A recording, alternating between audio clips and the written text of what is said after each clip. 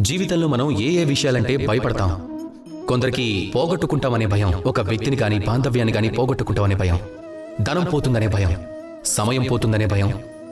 విషయం ఏమిటంటే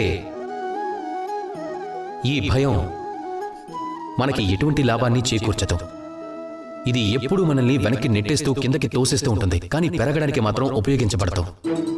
కనుక జీవితంలో భయపడాల్సింది ఒక్కదానికే. జనం గురించి ఆలోచిస్తూ బంధుత్వాలు పోతాయేమో అనే భయంతో, స్నేహాలు కోల్పోతాయనే భయంతో అందరి గురించి ఆలోచిస్తూ చివరికి మీరు మిమ్మల్ని, మీ యోచనల్ని పోగొట్టుకుంటారా? అదే జరిగింది అనుకోండి.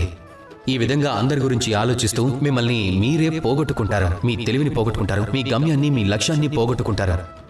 అప్పుడు ప్రపంచంలో ఎంత గొప్పది లభించినా సరే సంతృప్తి మాత్రం లభించదు.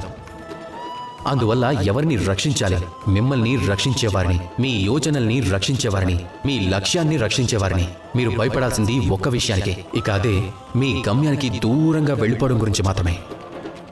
రండి నాతో కలిసి ప్రేమగా పలకండి, రాధాకృష్ణ.